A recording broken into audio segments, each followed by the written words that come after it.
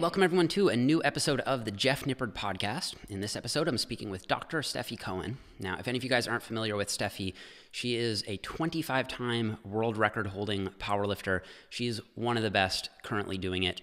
And I wanted to have her on the show because I think when compared to my other guests, she does land more toward the you need to train harder, and most people probably aren't pushing it enough to get their best results when compared to some of my other guests. At least that was a point that she really emphasized. Now, like I've been saying before all of these episodes, this was originally done as just a sort of compilation video where I wanted to get 4 or 5 minutes from each expert and kind of compile them for a video on my YouTube channel, and that YouTube video is now out. But I found that when I started speaking to each of these guests, it just wasn't enough to only talk for 5 or 10 minutes. And so what I said I'd do is I just end up releasing all the full uncut conversations here on my podcast. Now, I actually really enjoyed this conversation with Stefi. I think it's important to hear different viewpoints on this topic and come to your own conclusions. You may notice that we don't necessarily agree on everything, and there are some points in the podcast where I do push back a little bit, but I think that just makes the conversation all the more valuable. So I think that this is one that you guys are really going to enjoy. I do want to thank Stefi for coming on and for being patient with me. I know it's taking a little bit longer than I had anticipated getting all the episodes out, but I've got 2 more to go now after this one with Stefi. So the next one will be with Eric Helms, and then the final one will be with Greg Knuckles, and then we're going to move on to some new topics. So you guys can look forward to that. Without further ado, I give you guys my conversation with Dr. Stefi Cohen. Your lifts are crazy. Like, if anyone listening hasn't seen them, you got to check out her Instagram. It's wild. There's one lift in particular I'm going to talk about a little bit later. First, I do want to get your opinion on how hard it is we should train in the gym.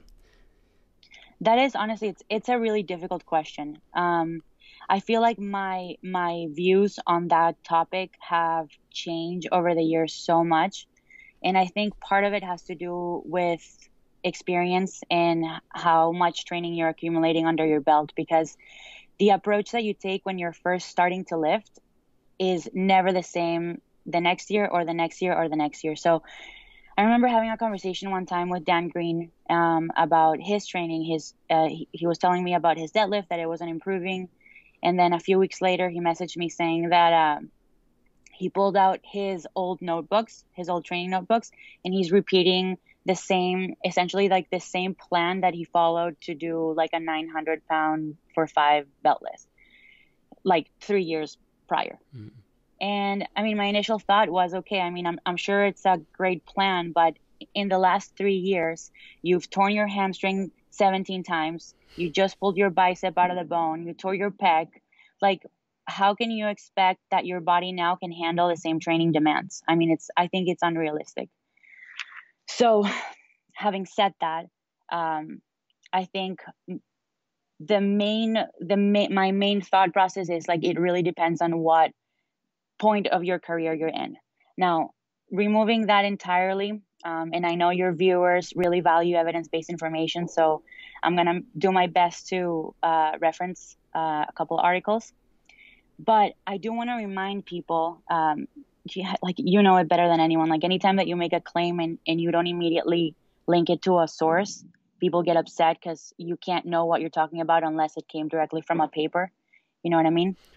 But I just want to remind people, like, you can't outsource your knowledge appraisal to a paper abstract, because that would be literally the same thing as relying only on anecdotal experience. Mm-hmm. And that's the part that people don't really understand. Like, mm-hmm. The whole point of scientific investigation or of research needs to be to adjust what we think to match our confidence when weighted by the strength of a particular evidence. So, we can be confident about the aggregate results of a training population with a certain probability distribution, but we can never be certain about where one particular individual is going to fall in that curve. So that's where like individualization and experience come in, which is what I'm talking about. Mm-hmm. Now, as far as research goes, there's a lot of talk about the minimum effective dose and the maximum tolerated dose. I think that's where, and then acute chronic workload ratio. I think that's where the research leans into when defining how much should somebody train. and I like it to a certain extent. I think I'm going to play devil's advocate a little bit later in this conversation, because I think there's always two sides to a story, and I'm a skeptical person. So the first time that I learn about something, I give that theory the benefit of the doubt, but then I also need to look at the other side, right? So there was an article that I read years ago, maybe like 10 years ago or something, from Dr. Jonathan Sullivan, and he's talking about the similarities between training and medicine. So in medicine, there's something that's called the therapeutic range, and that range is bound by the minimum effective dose and the maximum tolerated dose. By definition, the minimum effective dose is basically the lowest dose, or the minimum that you can do to still provide a beneficial response when measured to a control group or placebo. And the maximum tolerated dose is the maximum dose that you can tolerate without damaging yourself. So hard, like the hardest that you can possibly train while still staying in one piece. So, training becomes a fine balance between figuring out how little you can do and how much you can do while staying in one piece, health being like the primary goal. So in theory, that sounds promising, just figure out what the minimum effective dose is, train up to one properly programmed heavy set as infrequent as possible to still make progress, and that should be good. Now, the problem I see with this, and this is where I'm going to be playing devil's advocate, is this is kind of like a ghost story, right? Like when you, and from my experience, even being a physical therapist, when you start inflicting fear on people's minds about like how much they can tolerate, how little they can tolerate, it's a dangerous game to play, because your mind plays such a big role on strength development and on performance. So from my own experience, what I've seen is that the best people in the game, like great accomplishments and great athletes, come from working obsessively. Like you don't achieve greatness from casual effort. So like to depend on the minimum effective dose to see like how good you can get at something, to me seems totally backwards. Never once in my entire career did I come into the gym thinking about what's the least I can do to like get by. Just like starting from a mental standpoint, I think that's just starting with the wrong foot. So for the most part, and this is based on what I've observed, people rarely train hard enough, and they're usually in what I call the 50% zone, where they don't take themselves to like, not failure, but like to an intensity that is actually challenging, rarely. And then they don't rest when they're supposed to rest. So it's like you end up being in this 50% zone where you're always half-assing all of your workouts because you're not training hard enough when you should, and you're not resting when you should. So, and then they talk about tapering, and it's like, why are you going to taper off a microdosing training? You don't need it, right? So we need to push our athletes and ourselves to improve their confidence and really, really push for those adaptations so that they know how to respond to hard challenges. And this needs to be obviously done in an intelligent way. So what happens is that these athletes who just stay in this very safe playing zone where everything is roses and rainbows are never prepared for the extreme demands that elite competition asks of them. So, if your goal is to just train for health, forget about everything I just said. If your goal is to see how strong can you get, how big can you get, if you're really trying to test your limits, then you're going to have to like put in some effort and some intensity. So having said this, I'm not advocating you just like crush yourself in training every day, but you need to push yourself and show your coach how hard you can push so that you have that range, so that you find that range between the minimum you can do and what you can tolerate, and you can toe the line, right? And sorry, go ahead. I'm rambling. No, that was great. I was going to ask you, just to make sure, are you speaking now mostly from a strength standpoint, and you're saying if you want to get as strong as you humanly possibly can, or are you speaking from a hypertrophy standpoint, or a bit of both? I think a bit of both, and I'm gonna expand a little bit on this by talking about this one research paper that I found particularly interesting. Mm-hmm.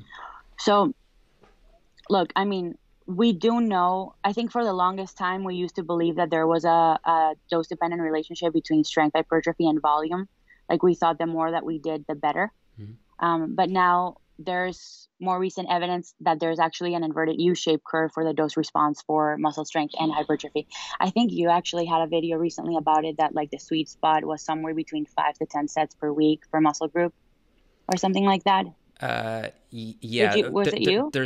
I've spoke about it at length. I would say it's probably a bit higher than that for trained people.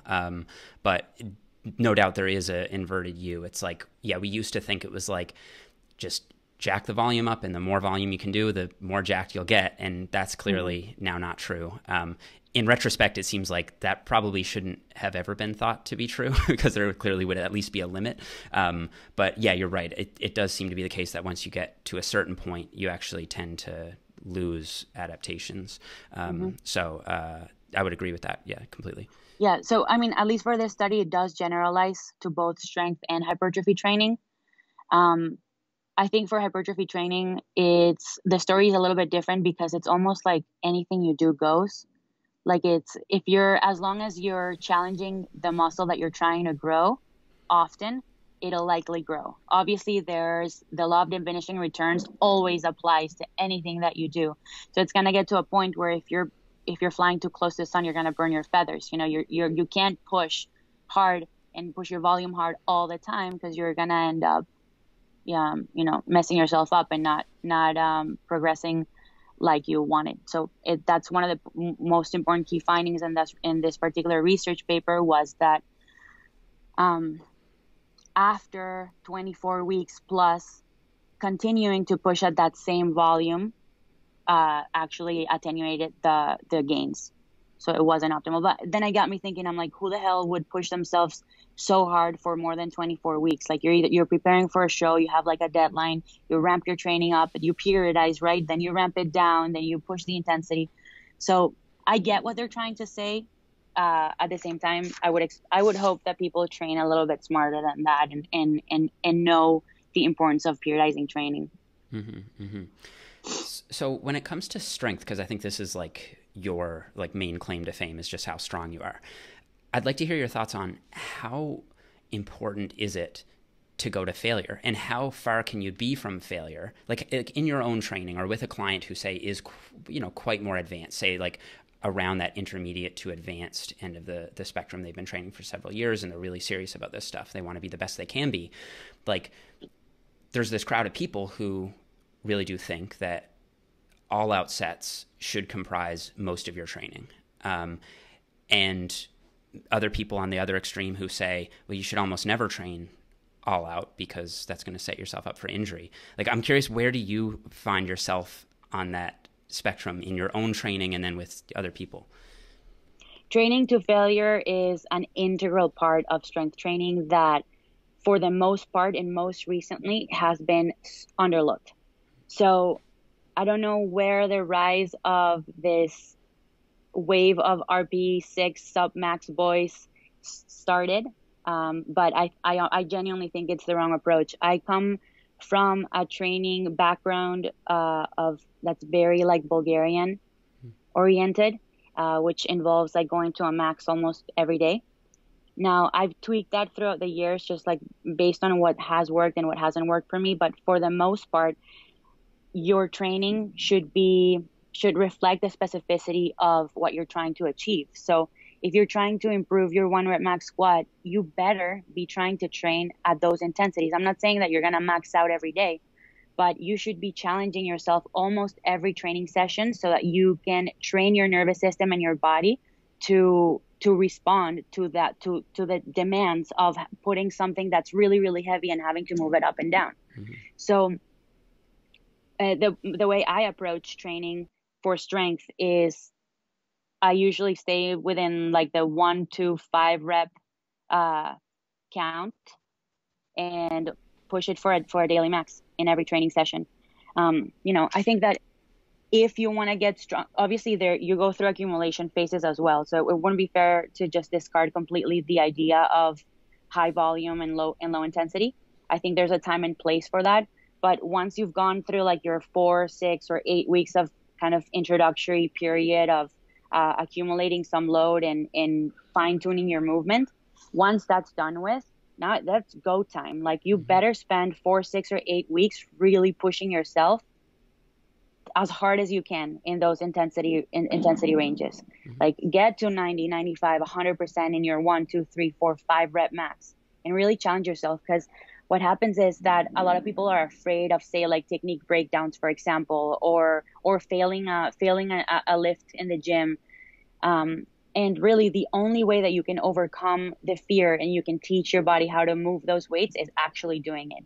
I can't tell you how many instances I've been staring at the bar, about to squat, petrified, like totally terrified, because it's a weight that either I have never done or it's a weight that I know is gonna be difficult. And in my head, I'm like, oh, fuck it, like I'm not gonna do it. Like I don't need to do it. I already challenged myself the other day. And then I'm like, wait, if I want to get stronger, the only way to get stronger is adding more weight to the bar. Like seriously, the essence of progressive overload should always be there in an intelligent way. I'm not saying every time you approach a bar should be 5 pounds heavier. It's unrealistic to expect that anyone could achieve that, because your gains aren't going to be linear. But if you're in a training session where you're feeling good and you're on an uphill now of being able to add weight almost every session or or every couple of weeks or every month, you have to take those opportunities. You have to capitalize on the days that you feel good to actually add more weight to the bar, because that's the only way to get stronger. Right. So do you think that this is like, I'm not so much in the powerlifting community now, but when I am, I'm more in like a science-based niche of it. And that point of view, I would say, is not mainstream in that community. Like I think you see a lot more submax work, and you see a lot more technique work, and you see a lot more volume accumulation, kind of like what you said you do in like the intro part of your phase would be the phase. And then there might be a max test at the end. But I don't think a lot of these people are doing, say, this drawn out phase where you're doing like maxes every week on every lift, like I kind of just heard you say. So do you feel like this is something that a lot of powerlifters who are doing really well are actually doing, or is this something that you've found to work for you? Like, is this a mainstream approach right now? From the best of the best, that's the way that they train. Like I've sat down, I've been lucky enough to be able to sit down with the best strength athletes in the world. Eddie Hall, Thor, Sebastian Oreb, who's his coach, Dan Green, Ed Cohen, Mark Bell in his time even. And it's a common theme to really push yourself to the limits often.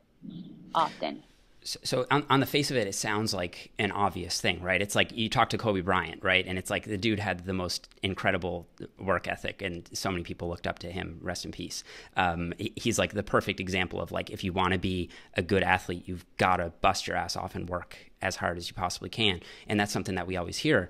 But it's kind of in strength sports, I think, a bit of a double-edged sword, because then what happens when you push it too hard and then you set yourself back several years? Like that was something that I felt like I've dealt with personally. So it's like it becomes this balancing act of when to push and when not to push. And it's like I think a lot of people like to hear that answer, because I think a lot of people who want results say, well, perfect, I'm just going to go as hard as I possibly can and I'll get all the best results.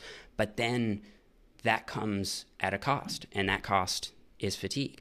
So how is it that you're able to balance that? Because something's got to give, right? Like you can't just constantly do more and more and more and more for the rest of time. At some point, something will break. So like, what is your take on the recovery side of this? Knowing that, like, I know, like, and I that's why I say, like, I love that answer on the one hand, because it shows the type of like mental fortitude that you need to have as an athlete to be successful. And you say, I'm going to these events with these people and they're all pushing themselves super hard. But is there any kind of recovery concern with that kind of mentality? Like what's the longevity of an approach like that? Yep. That's a great question. And I think right now we're only talking about intensity. We're not talking about how often, the frequency, how often are we going to those percentages, and even the frequency of each lift, right? So, and this is where I first started my response with prefacing it with the level of how many training years you have under your belt. So there's always going to be a trade-off between volume and intensity, right? So the heavier that you start being able to lift, likely the longer recovery times you're going to need, and the more you're going to have to pay attention to fatigue, and the more things you're going to have to do to recover, like whether it's sauna, cryo, eating healthier, sleeping better, managing stress, meditating, whatever that is. So the more, for me, it's been like I used to train, and this is the perfect example. I used to train 9 times per week when I was doing Olympic weightlifting. So that's double sessions every other day. Honestly, used to make huge improvements. Like my numbers skyrocketed from year 1 all the way until I retired year 4. Then with powerlifting, it was very similar. I used to train 6 times per week. I used to squat 4 times per week. I used to bench 4 times per week and deadlift 3 times per week, and was making huge progress. Now, that has to do with the relative amount of weight that you're lifting, right? When you're a beginner, you're not reaching your absolute max. You're still learning the skills. You're still testing the waters. You're not even able to express that strength because you're using the squat, the bench, and the deadlift as skill exercises, not as output exercises. There's a big difference. Now, once you've developed the skills that you need, and you can really, really start pushing those strength movements and start getting close to your absolute level of strength, that's going to come with a cost of fatigue and stress, and now you're going to have to factor in your ability to recover. So having said that, now you're going to have to control more variables.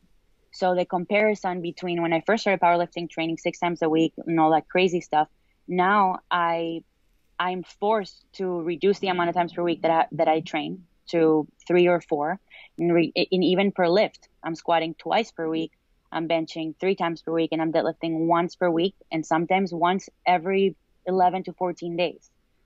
So your ability to adapt to the training demands changes based on how close you get to your fullest potential.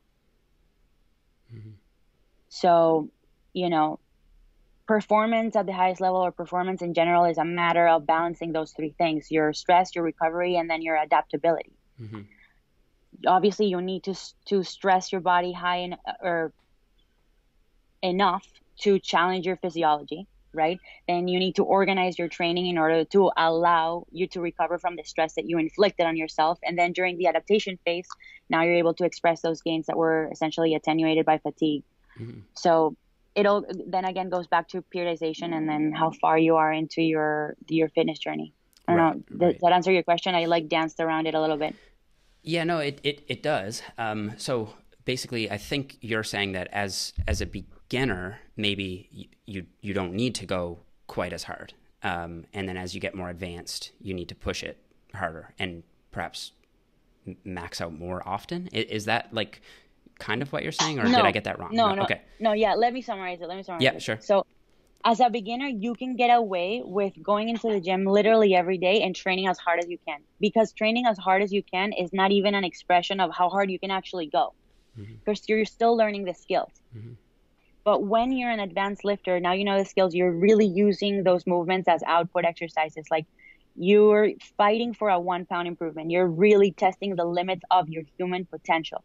Now, at that point, because you're really tapping into your absolute strength, it's really impossible for you to come every day to the gym and train at that intensity.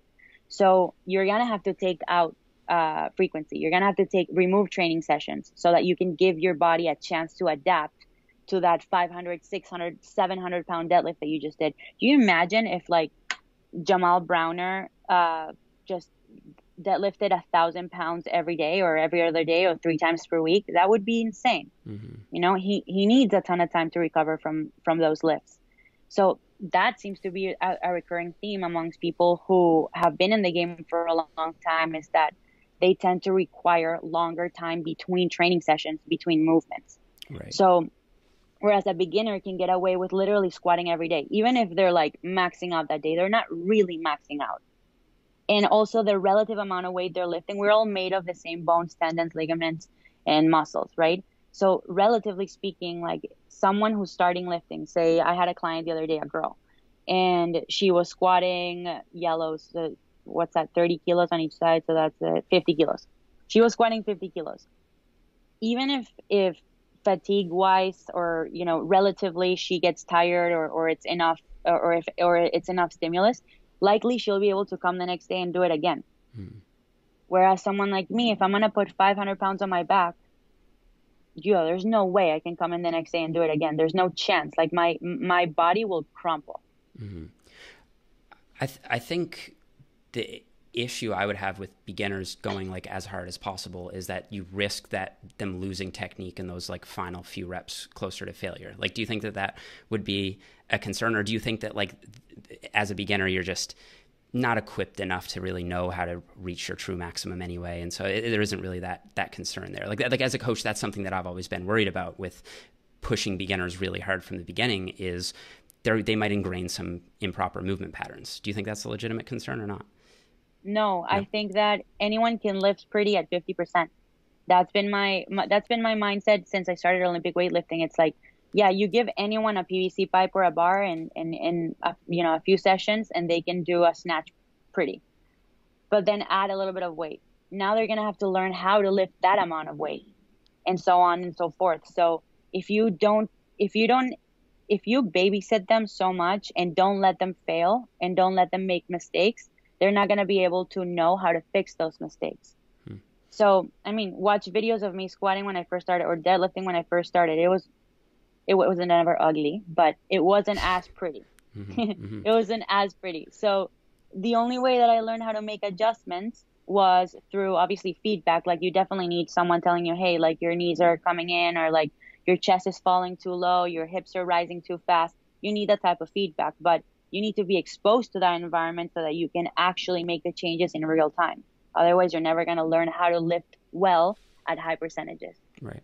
So the idea wouldn't be to have them just train at like 50%, like assuming that's like a relative number. It would be like 80 to 90%, because why would you need to go all the way to 100% when I would think that would have more of a risk associated with it? It's like you're not going to get much more out of it, even from a learning perspective. Sure, if you want to flex that like psychological aspect of it and say, okay, if I'm going to really be great at this, then I've got to learn how to push myself to failure, and I would agree with that. But I just think you have to reserve that for the appropriate time, and it's not just all the time. It seems to me like your answer was more or less like, as a beginner, it's okay, just do it.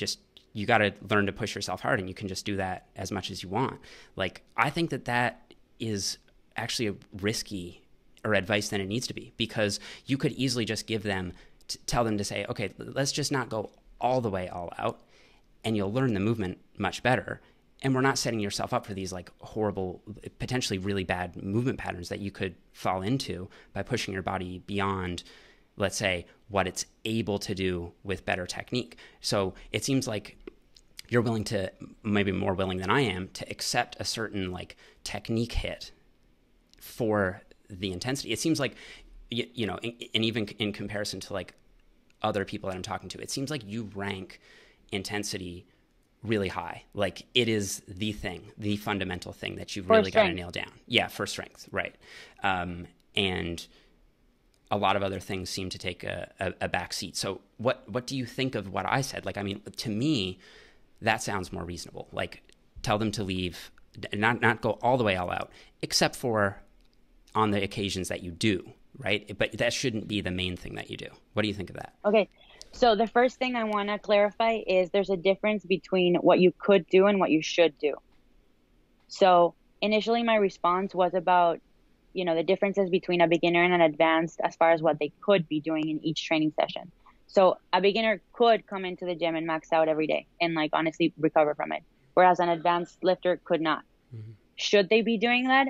No, like I don't think so. I don't think you should be coming into the gym and maxing out every day.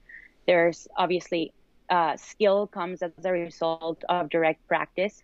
So I am gonna spend time like in relatively lower percentages and low intensities developing those skills and improving their confidence under the bar or with the bar, etc.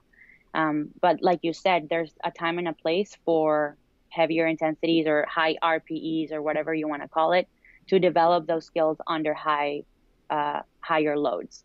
So it's always a combination. I guess what I was trying to say is that they could get away with it, but I agree with you. It's not the best approach.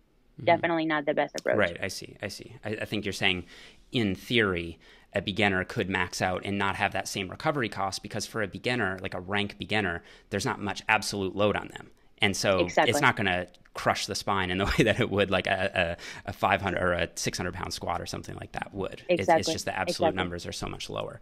That actually makes much more sense. And sorry, to answer the second part of the question mm-hmm. about how everything else ranks relative to intensity. So, my background is ex-phys and a doctor in physical therapy, and so much value was placed on movement, technique, like even when it comes to like picking stuff up from the floor and stuff. And that was one of the things that turned me off from the profession the most. It was just how we're grouping people into these like risk groups based on how their movement looks. And then we're trying to correlate a movement directly to an injury and forgetting how multivariate injuries are. So I think I am more lax than most people when it comes to analyzing someone's form and someone's technique. And I'm much more inclined to accepting variations in technique and movement variability for the sole reason that I just don't believe that an injury alone, that a movement alone causes an injury. In fact, there's studies that have been done on construction workers where they did an intervention where they corrected the worker's technique and form when picking up stuff from the ground, heavy objects from the ground. So they went from, kind of like the just rounding, picking up normal mm-hmm. stuff from the ground, and then they instructed them to deadlift it off the ground. Mm-hmm. So with a straight bar, with a straight back, picking it up, and then keeping a spine straight and taking it wherever. And they actually found an increased incidence in injury after the intervention. And basically the reason for that, it comes down to preparedness for movement. When you change someone's movement, someone's form, and expect them to perform at the same level as they were before you instructed them, you're exposing them to a movement variation that makes them more vulnerable because it's not a position that they've trained in. Mm-hmm. On the same token, you can train someone in what most people would consider poor technique. That person can practice that technique often and intelligently, progressively, and be strong in that position and never get injured. So that's why, like, obviously I'm a perfectionist. I would love to see people moving in a very specific way. I would love to see people squatting with like whatever, like their elbows tucked in right next to their torsos and their pelvis perfectly straight and deadlifting with a straight back. I would love to see that, but I'm never alarmed when that's not the case. Mm-hmm, mm-hmm. Yeah. I actually like that. I just personally, think I'm somewhere more in the middle. Like I know that there are a lot of people who are just obsessed with technique. And if there's the slightest variance in body posture, then that's going to set you up for injury, no question. And then there's another extreme, which I think maybe you're a little more close to, which is that like all of like, our body is able to take on so many different positions, and it's not good to put safe and unsafe positions in these strict boxes. So if you see any form deviance, then, that's really exponentially increasing the risk of injury. The people on the other extreme would argue that that's not true. I still think that as you get closer to failure and you push yourself harder and harder on these compound lifts, and this is shown in the literature as well, there is a increased likelihood of technique breakdown. And I think that change in technique, like from say rep 1 to rep 8, for example, where rep 8 is like your max rep count, I think that does probably present a higher risk than would stopping at like say rep 6 or rep 7. So that's where we might slightly disagree, but I actually like that perspective because it does, I think, speak to this problem that a lot of people have, which is fear of training sufficiently hard or even hard at all, and fear of having any deviation in their movement pattern or any deviation in technique out of fear of injury. And I think that's a perspective that probably a lot of my viewers wouldn't have actually heard before because it's not mainstream. You're always being told you have to have perfect technique, you have to make sure it never breaks down, otherwise you're gonna snap your shit up. And I just don't think that that's true. So it is good to hear that perspective. I just think that like there might be a difference of magnitude in terms of like the extent to which we think technique breakdown is okay. Like when is that acceptable and when is it even worth it? Because from my perspective, going all out RPE 10, let's say that causes, a significant amount of form breakdown. It doesn't seem like a fair trade-off to me. It seems like I would rather have the technique be a little bit better and have the exertion be a little bit less, because what you're getting out of that last extra rep, I wouldn't say is really worth it enough to suffer that increased risk of injury that I do think you might see from that technique breakdown. Now, that's not saying that any amount of technique breakdown is bad and you're going to get injured, but I think there's probably more of a link there, or there at least could be a link there to the point that maybe it's not worth it to go all the way there. Do you know what I mean? Like that's just my perspective on it. But I think, and I think you disagree to some extent, which is fine. Yeah. But I think I agree more than I disagree, because what you're saying here is that say that your form starts breaking down at rep 6 or 8, whatever it is. The form breakdown is directly caused by fatigue. And when your form's breaking down, now you're put in a position that you're not used to training, right? Like you likely don't look the way that you look for most of your reps. So it goes back to what I was saying of being put in a vulnerable position. Now that's kind of like a risk reward formula or balance that you're going to have to make a decision about in real time. It's like, you can manage risks and stop at rep 5 before your form starts breaking down, or you can take the risk because you're not always going to get hurt if you challenge yourself and if your form breaks down. So you're just taking a risk. It's a Russian roulette of like whether or not you're going to get hurt that time. Is it worth it for you? Maybe you're in front of a crowd and you're performing and like people came to see you lift and you want to get a certain amount of reps, like, or maybe you've been unmotivated in training and you've had so many bad training sessions. So this is the first time that 400 pounds feels relatively light and your best is 5 reps and you want to get 6. Are you going to take the form breakdown for the risk of the form breakdown at the expense of a mentally good training session? And that's where my head goes to. Like, I acknowledge and agree with you that anytime you're pushing yourself to that intensity, you are opening yourself up for an increased risk of injury. But sometimes it's a gamble that I'm willing to take. And I think that a lot of the people who are at the top are also willing to take that risk, because elite performance is not healthy. Like, people who perform at the highest level are not only a little bit crazy in the head, but also, end up getting messed up at some point. And it's the risk that we are willing and acknowledging that we're taking. So that's one thing. And the other thing I wanted to add was the main problem I have with like all this like technique analysis and biomechanics and all this stuff is, and the biggest problem I think is when people think that they need to fix before they continue training. If you see a form breakdown, could be a low intensities or a high intensities, you acknowledge that there's a technique breakdown that needs to be corrected. And then instead of continuously allowing the person to train more or less normal, you say, hey, your form's breaking down. This doesn't look good. We have to fix something. Like, We need to strengthen your glute med. We need to fix your eccentric single leg loading. We need to whatever. And then it's just, you end up in this like weird middle ground of like people now being afraid of making a mistake because they think they need to take several steps back before they can take a step forward, and then they never make progress.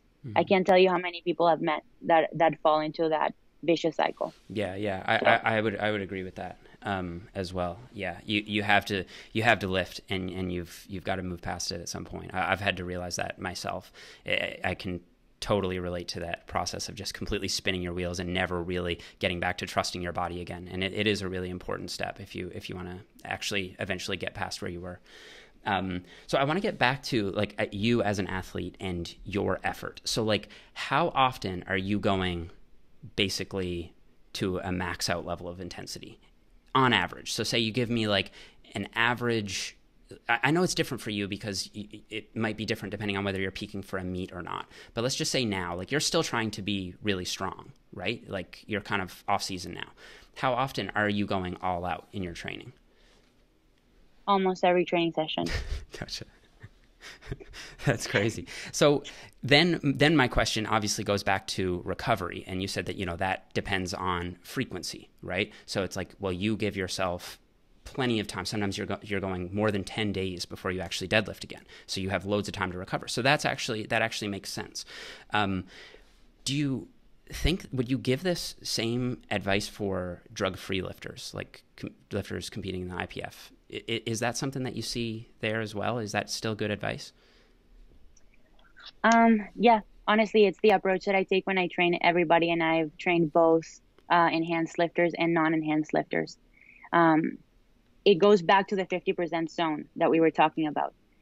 You can push yourself really hard as long as you take yourself really low and out of the gym and utilize techniques that improve your parasympathetic nervous system. Because we're here in the gym. We're essentially, when you go all out, and even when you're just doing resistance training, your sympathetic system goes into overdrive. So now, what are the techniques that you're going to use outside of the gym, and how seriously are you taking that? And that's a conversation that you have to be honest about, right? So you can come in, push yourself really hard, as long as you go home and take the rest seriously as well. So breathing practices, meditation, sauna use, contrast therapy, proper nutrition, adequate sleep, the quality of your sleep. Like I'm wearing this Aura ring right now, and we can talk about HRV at a later date, but it's about paying attention to all the variables and just being smart and honest about what you're doing and staying out of that 50%. Like in my opinion, 80% of the time you should be pushing balls to the wall, like as hard as you can, 80% of the time.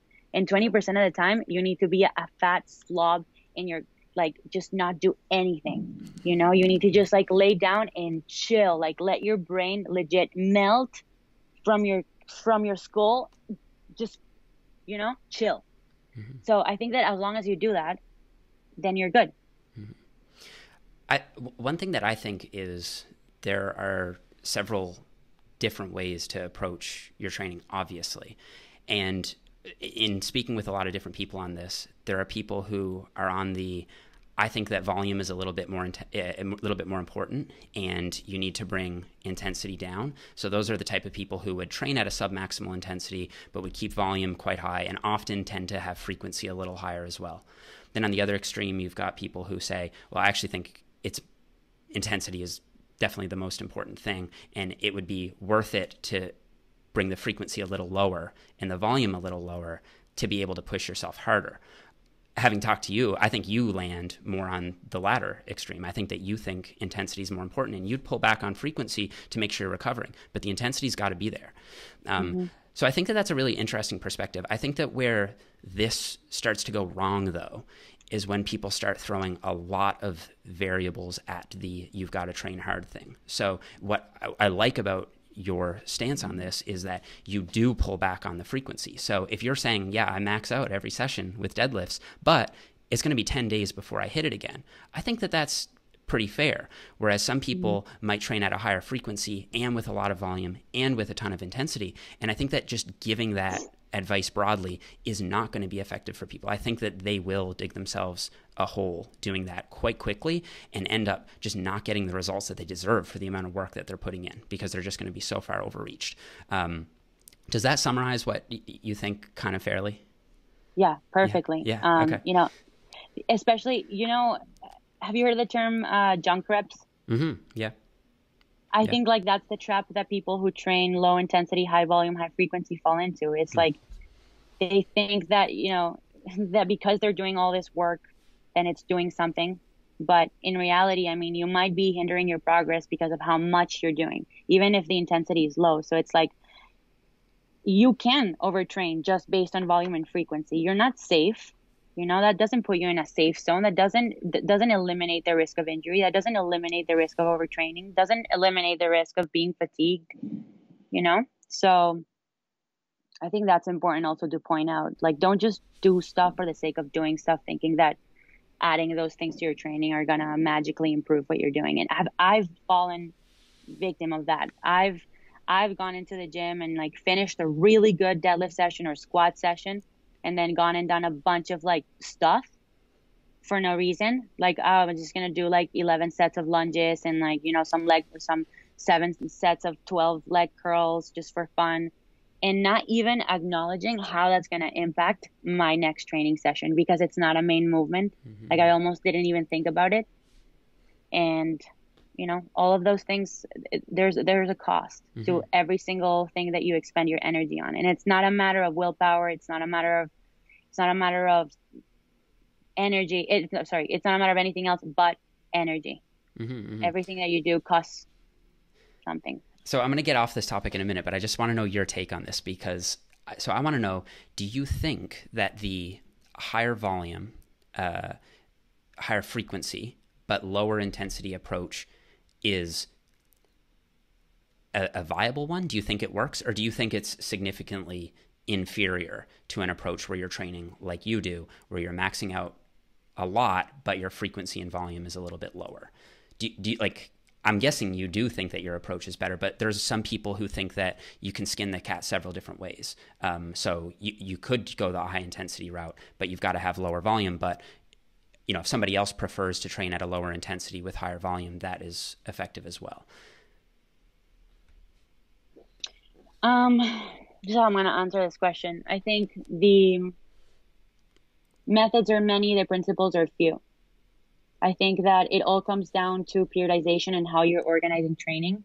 Is someone who trains high frequency, high volume, can someone who's training high frequency, high volume make improvements in strength and hypertrophy? Absolutely. And vice versa, right? But I think it comes down to how you're organizing that into your year, because it would be unfair to conclude that people who do high frequency, high volume don't also do high intensity. I think that's inaccurate. I think those people go through periods of like where they're testing. And I've seen it here. My gym is mainly USAPL lifters as well. So I've seen it. So I think that it's an unfair assessment to judge the effectiveness of a program on one particular block or one particular phase, because an efficient training block is composed of the accumulation, the deload, like the peaking and deload. So I don't know. I mean, I think that they both have the potential to work. I do think that your training needs to be as specific as possible, especially for a sport like powerlifting, where that's what you're being tested on. You're being tested on how strong you are in these particular movements. So the more similar your training to your competition, I think the more you're able to develop those skills and the better you perform ultimately. But I think that you need to have a combination of everything. And I talk a lot about this, within the hybrid method, like what my approach to training is. I think there's so much focus and so much conversation around the topic of training variables, specifically volume, intensity, tonnage, whatever else. And there's not enough talk around the topic of recovery and health. So we get stuck in this thought process of how fast can I get strong or how fast can I get big, instead of how long can I stay injury free. And that's where periodizing becomes important, in how where you're putting each block as well within the year, and whether or not you're including other aspects of just human performance into the mix. So, I mean, do you imagine if you had to train 12 months out of the year, just maxing out every day or maxing out every time you come into the gym? You're going to die. I mean, that would be crazy. Same thing, like you would be beating your head against the wall if 12 months out of the year you're training high volume, high frequency. Like not only would you get super bored, but you're definitely not going to make much progress. So always, like with anything, I think there's you need to combine multiple things, but ultimately you need to prioritize your health and how long you can actually train, because in order for you to, and this is something my mindset has changed so much since the biggest injury I had, my back injury, which was like I got stuck in that that thought process of like just being really desperate to get strong and didn't prioritize my health. So I think as long as you have a combination of those low intensity, high frequency, high volume sessions, then you have your peaking block where you prioritize really pushing hard. Maybe my approach would be more time spent in that peaking phase versus like only 4 weeks or 6 weeks of peaking. Maybe I would increase the length of that phase to give my athletes or myself a chance to express the strength that I was building in the accumulation phases.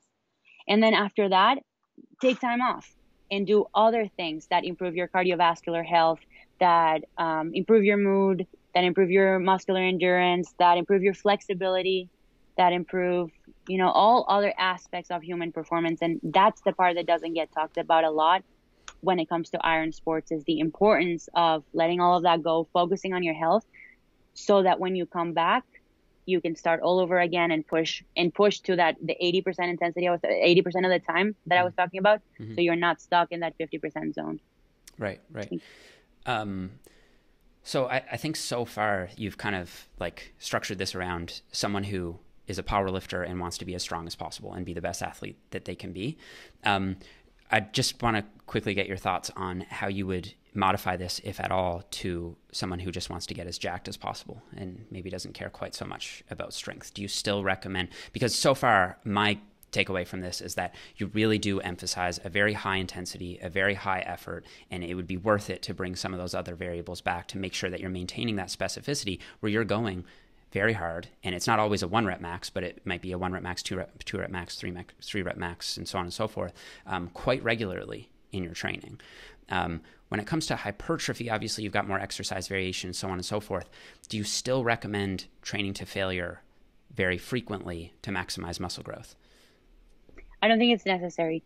But before I even get into what my opinion is, I want to say that I was talking to Hayden about this the other day, that I've personally never had to work very hard to gain muscle my entire life. Like even when I was playing soccer, my legs were huge. Mm-hmm. Like I'm just one of those quote unquote genetically gifted people that is just genetically jacked. And my point about this, or why I'm bringing this up, is because usually people turn to people who are jacked for advice about how to get jacked, but usually those people who didn't have to work that hard maybe don't know, how other people should get jacked. So right now I'm on this like bodybuilding kick. I'm lucky that I have Ben Pekulski coaching me. He's super smart and amazing. I don't feel qualified to be able to tell people exactly what the best way to train for hypertrophy is, because I have limited experience. Like I can tell you what I've read in research papers, which is pretty much the same that you've read. Mm-hmm. But I think based on the very limited amount of bodybuilding training that I've been exposed to, I think that the common theme and the most important theme is, in the switch in my mindset has gone from training a movement, so training a motion, to training the muscle that I want to grow.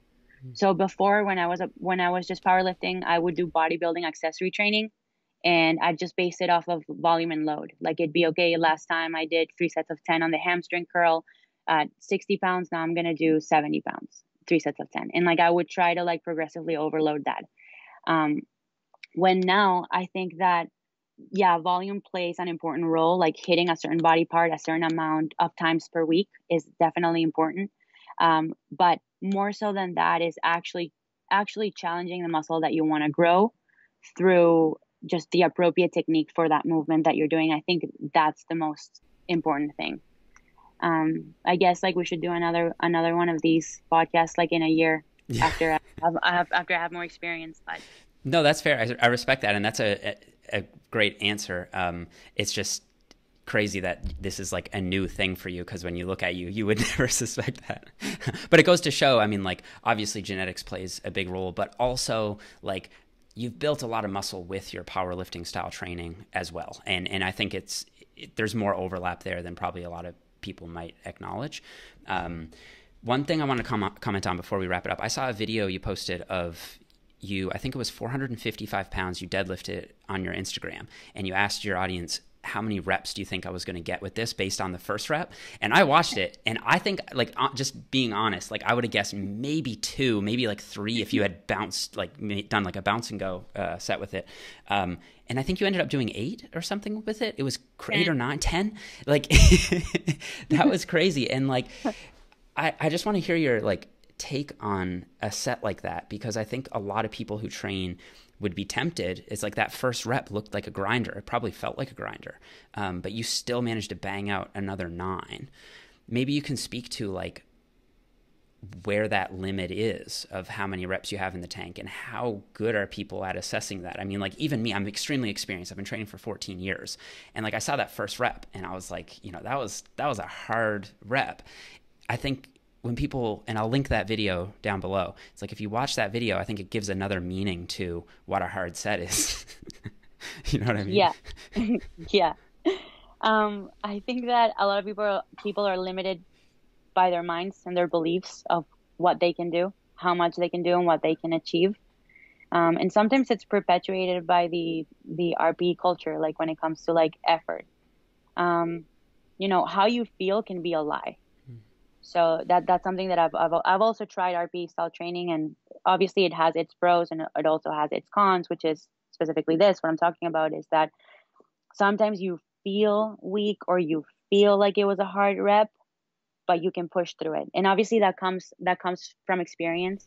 You know, I've been doing this for a long time now, and I know when actually, you know what? I always just push myself. Like if I have a certain amount of reps that I want to do, I always just try it, and I'm not afraid of like having the weight just glued to the ground or like missing a squat or missing a bench. Right. So I think I just the approach I take is I just go for it. Mm-hmm. And I base it on the previous set. Obviously, I didn't just load the bar at 455 and said I'm going to do 10, right? I think probably prior to that set, I did maybe 405 for 5 or 8, and it was super easy. So that's what made me to choose that weight for that amount of reps. It was just based on the previous set.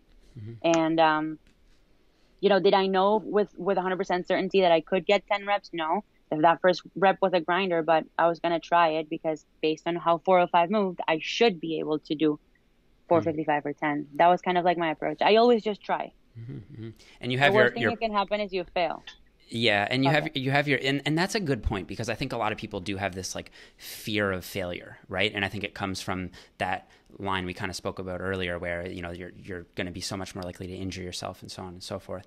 And the reason I like that set in particular is I emphasize that it is important. I think that you push yourself to that limit much more than I would, or even more than I would recommend. But I think that it's a good reminder to people that you have to do this at least every so often, so you have some idea of what it is that you're actually capable of. And we can disagree a bit on how often it is you should do that, but I think it's important to at least have some idea in your head of what it means to go all out, and you've got to get comfortable with doing that if you want to be the best you can be, and if you want to get as strong as you want to.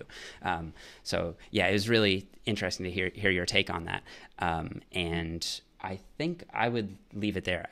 I thought that there was a really interesting perspective that you have on this. It was really cool for me to hear, especially as someone who has a history of injury, and I'll be the first to admit does have a fear of pushing it, which is probably at least partially irrational because of not wanting to exacerbate it again.